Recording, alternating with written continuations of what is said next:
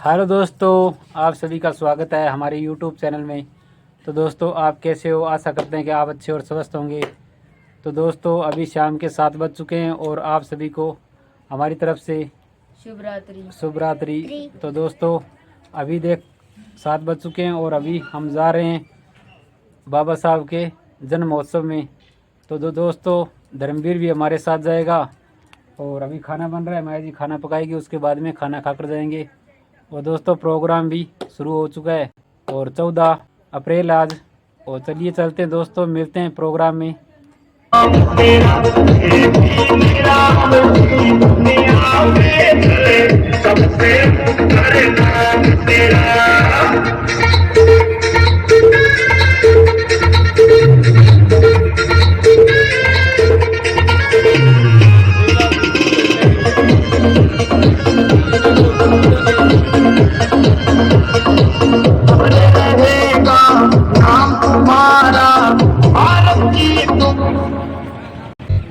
अभी बालिका ने एक नृत्य के माध्यम से गीत के द्वारा बाबा साहब के मिशन को समझाया।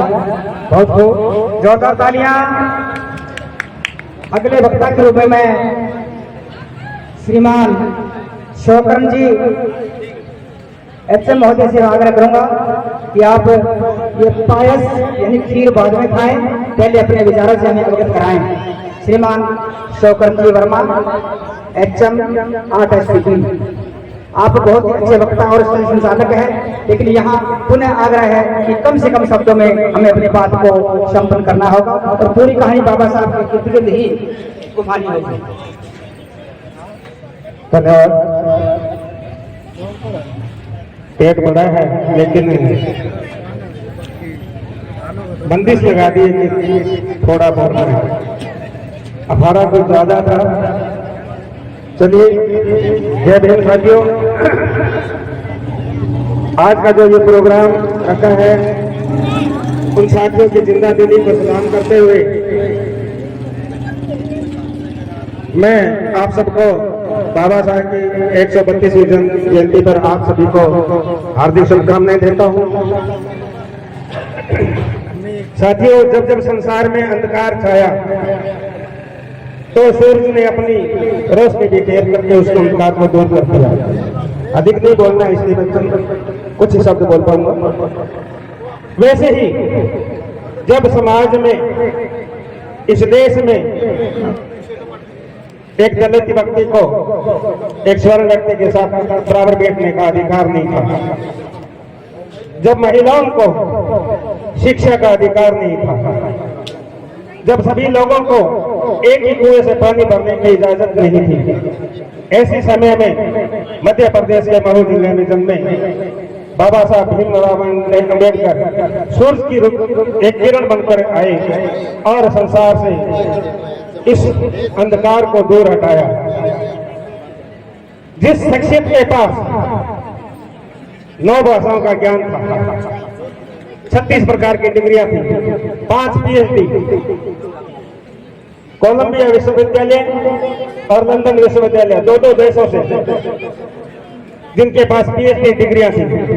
आज भी ऐसा कोई माई का लाल पैदा नहीं हुआ जिसने 2 विदेशों से, वो भी ब्रिटेन और अमेरिका से, कोई डिग्रियां डबल हासिल की हो।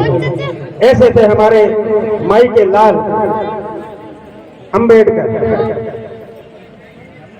अमेरिका में कोलंबिया विश्वविद्यालय में उनका स्टेचू बना है जिसके नीचे लिखा है द सिंबल ऑफ नॉलेज। इतना कुछ होते हुए उस शख्सियत को कितने कड़वे घूंट पीने पड़े थे, ऐसे हमारे वक्ता काफी बोल के भी गए हैं। आपकी जानकारी में हो तो भी वो रुके नहीं। क्यों नहीं रुके? क्योंकि उनको पता था कि इस बीमारी को खत्म करने के लिए, मुझे इसको जड़ से खत्म करने के लिए बहुत कुछ करना है और बदलाव लाना है। उनके रास्ते में भी बहुत सारी अड़चनें पैदा की गई, फिर भी वो अपने नॉलेज के बल पर आगे बढ़े और हम सबके लिए, आज सबके लिए प्रावधान जो संविधान में किए हैं वो किसी से छिपे हुए नहीं। साथियों, जैसा कि पूर्व वक्ता बोल रहे थे मालिया साहब कि बाबा साहब किसी एक वर्ग के नेता नहीं, एक वर्ग के मसीहा नहीं है। हालांकि आज बहुत सारे नेता हैं, हर वर्ग में है, आदिवासी समाज में और में, फिर भी बाबा साहब ने एक जो आरक्षण की व्यवस्था की थी वो समाज को बराबर लाने के लिए किया था। और देखिए मैं आपको बताता हूँ, जैसे मान लो बाजूवाला गांव में कोई IAS अधिकारी बनता है तो पूरे गांव का रुतबा बढ़ जाता है। हर कोई कहता है कि चंदू हमारा है। पुलिस वाला गाड़ी रोकता है तो जैसे ही वो फोन निकालता है कि भैया किसको फोन कर रहे हो, कि हमारे चंदू को कर रहे हो, तो वो कहते हैं जी जाओ जी जाओ। कहने का भाव ये कि ऐसा इसलिए किया था बाबा साहब ने कि जब सब लोग बराबर हो जाएंगे समाज में उसका रुतबा बढ़ेगा। आज हम ये जो सोचते हैं, माली साहब की बात को आगे बढ़ा रहा हूँ कि बाबा साहब किसी एक वर्ग के मसीहा, ऐसा नहीं है। जब घरों में महिलाओं को पढ़ने का अधिकार तो क्या घर से बाहर निकलने का अधिकार नहीं था। आज राजनीति हो चाहे शिक्षा हो, हमारी बहनें आज कंधे से कंधा मिलाकर खड़ी है। और तो और आज भी कई देशों में महिलाओं को वोट का अधिकार नहीं है। आप दूसरे देशों का संविधान और कानून पढ़ के देखें, वोट का अधिकार नहीं है महिलाओं को आज भी। बाबा साहब ने वो आज से 75 साल पहले प्रावधान कर दिया था। 8 घंटे का काम, ये किसकी देन है? बाबा साहब। इसके लिए लड़ाई किसने लड़ी? बाबा साहब ने लड़ी। सभी आज सबके बच्चे स्कूल पढ़ने जाते हैं, सभी वर्ग के बच्चे एक ही स्कूल में पढ़ते हैं। हमारे बच्चे भी सुबह सुबह नहा धोकर उसी स्कूल में जाते हैं। इसके लिए लड़ाई किसने लड़ी? बाबा साहब ने लड़ी। पानी के लिए लड़ाई किसने लड़ी? बाबा साहब ने लड़ी। कर्मचारियों को हक दिलाने के लिए लड़ाई किसने लड़ी? बाबा साहब ने लड़ी। तो हमें ये मानना पड़ेगा कि बाबा साहब हम सबके हैं और बाबा साहब का जो सपना था तो सपने को आगे बढ़ाना है। बाबा साहब सभी में भाईचारा देखना चाहते थे, क्योंकि उनको पता था, वो कहते थे कि जनतंत्र और जातिवाद दोनों एक साथ नहीं चल सकते। जातिवाद जनतंत्र का कलंक है। इस कलंक को मिटाने के लिए उन्होंने ये प्रावधान किए, जाति धर्म लिंग आधार पर किसी प्रकार का भेदभाव किसी के साथ नहीं किया जाएगा। वो दूरदर्शी थे, बहुत दूर की सोचते थे। उनको पता था कि अगर भाई भाई से ऐसे लड़ेगा तो हमारा देश आगे नहीं बढ़ेगा। तो मैं आज आपसे भाई साहब बाबा साहब की इस जयंती पर भाईचारे की अपील करता हूँ और मेरे साथियों से कहना चाहता हूँ कि आप अपने बच्चों को पढ़ाएंगे, उनको आगे बढ़ाएंगे, उनके लिए आप काम करेंगे। देखिए साथियों, बाबा साहब में प्रतिभा, बाबा साहब को भी किसी ने आगे बढ़ाया। अंबेडकर नाम किसने दिया था? ब्राह्मण गुरु थे। उनकी प्रतिभा देख करके उनके पिताजी उनके गांव के नाम पर उनका नाम रखना चाहते थे, बाबा भीमराव रामजी अंबा वाटेकर। इस तरह से गांव का नाम था अंबा वाटेकर।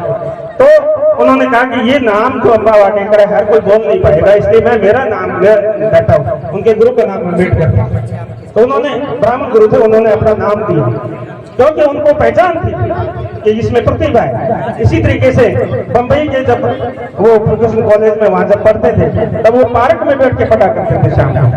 तो वहां एक साहित्यकार आते थे, पत्रकार थे, जिनका नाम था कैलुस्कर।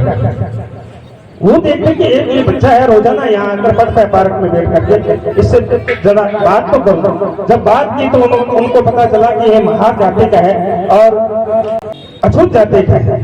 लेकिन उनसे जब बात की तो उसको कैलुस्कर ने उनको गायकवाड़ जी से मिलवाया, बड़ौदा के महाराजा से मिलवाया और वहां से फिर उनको छात्रवृत्ति मिली और इस शर्त पे मिली कि जब आप विदेश से पढ़ करके वापस आ जाओगे तब हमारे यहाँ नौकरी करोगे। उनको नौकरी अच्छी मिली। कौन सी नौकरी मिली पता है आपको? Defence of secretary of defence, रक्षा विभाग का सचिव। लेकिन बर्ताव कैसा होता था? एक चपड़ासी जो था वो इस बात को जान करके कि ये अछूत है और हमारा अफसर बने बैठा है, फाइल सीधे मुंह पर पटकता था। तो बाबा साहब के साथ जब ऐसा बर्ताव होता था तो बाबा साहब ने बड़े कड़वे घूंट दिए। नासूर जब बन गए तो बाबा साहब ने शुक्र होते हुए संविधान लिखा।